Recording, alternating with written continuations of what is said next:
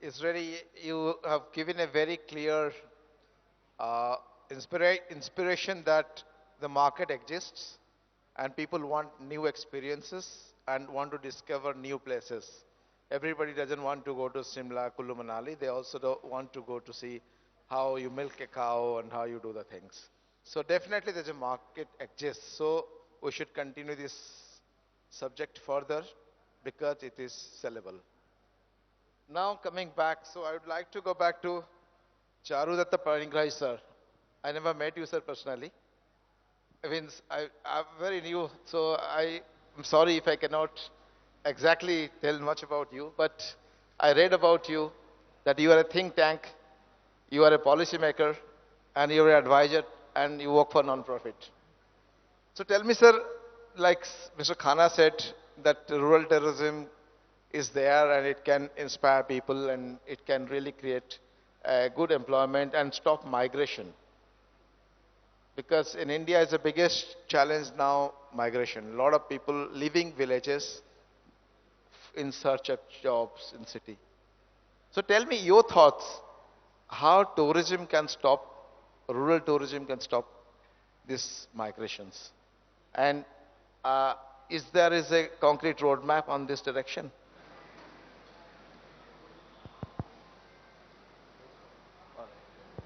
Hello.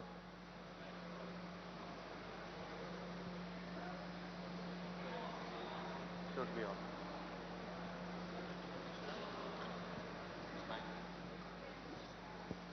Hello. Thank you so much. And thanks the organizers, Argus, to have done this under Chalo Dekhein Apna Desh. So in the title lies the answer to your question. Chalo Dekhein Apna Desh. First of all, if you ask me, what is the future of rural tourism?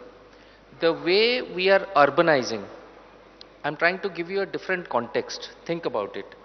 The way we are organizing, the definition of rural will change in a few years.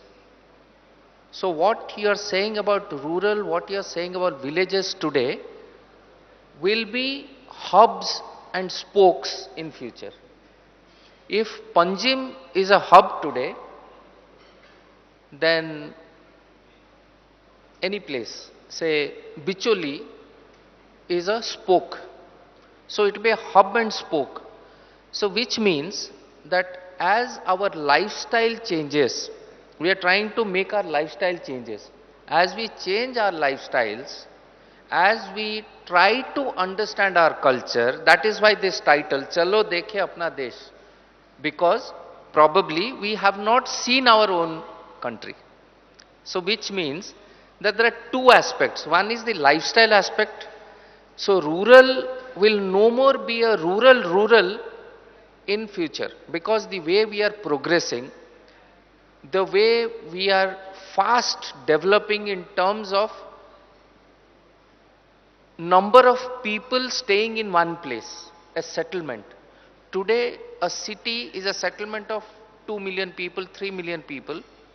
Tomorrow the tier 2 city will be a settlement of 2 million people, when the tier 1, which is today 2 million, would probably be 20 million.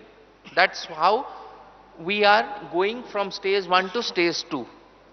In the last 10 years, 10 to 12 years, the number of cities in India have increased.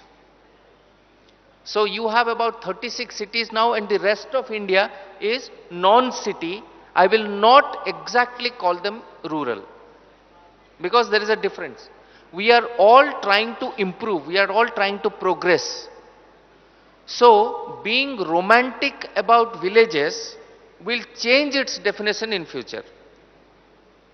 So my grandson, my granddaughter might not like to go to a village to do work in mud, but might like to do something else. Now that something else is what these kind of platforms should be able to define. What is that something else? And why are we discussing today? What is my responsibility towards rural tourism? My responsibility towards rural tourism is to tell or to communicate, to exchange, to share the cultural aspects of tourism, the cultural aspects of our own place, the cultural aspects of our lives.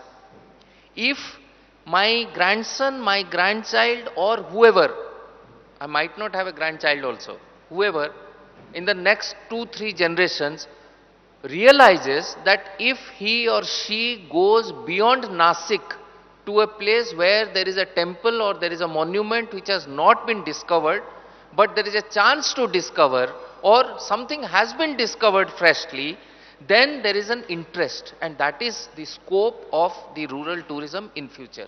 So that is why if you see, when we say Atmanirbhar, how does it contribute to Atmanirbhar Bharat? It contributes to Atmanirbhar Bharat because 50 youths of one village understand that in my area or my cluster of villages, these are the 3 or 4 things which I have and I should be proud of. If I am first proud of, then I will take up the business of rural tourism, and I will open a bed and breakfast, or I will open a guest house, or I will be careful in doing this business, because there are many other aspects of rural tourism. There are the cultural aspects. We just can't open everything to rural tourism. So the migration, the question that you asked me, migration has been happening, will be happening for some time. But if entrepreneurship is provided at my doorstep, then my children or my 3 generations later would not like to go, number one. And number two, this village will no more be a village then. So that will also change. So if you're looking at these 2 or 3 changes, in one sentence, migration outflow will definitely be checked to an extent, but there is also another aspect of it, migration inflow. If my village or my district raises its profile in tourism, people from other places will come, people from cities will come and try to take this job, because as of today they are more skilled and there is more capital. For any entrepreneurship, there are 2 or 3 things. Capital, labor is definitely required. So the way we are skilling ourselves, the way we are looking at village development, the way we are progressing the highway connectivity, the waterway connectivity, the airport connectivity, rural tourism in future is going to be a different ball game altogether. There's no doubt about it. There's no doubt about it. And it has to change. It's a natural progression. So, what is our responsibility? Why are we talking about this here? We are talking about this here because then what are we supposed to do?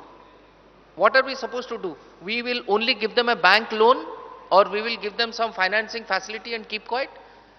That is not the way. Capital is not the only answer to rural tourism. Rural tourism's major component is culture. If you are coming to my village, you have to behave properly. That is why if you see the newspapers, I don't want to name the state, recently about 2 days ago, there has been a major local uprising against some visiting tourists to a state. Why this is happening? They are unhappy. If I love my place, you have no business to come and spoil my tranquility, my culture. And that is why rural tourism is so important. I can go on, but maybe you would have some other sessions on this. Thank you.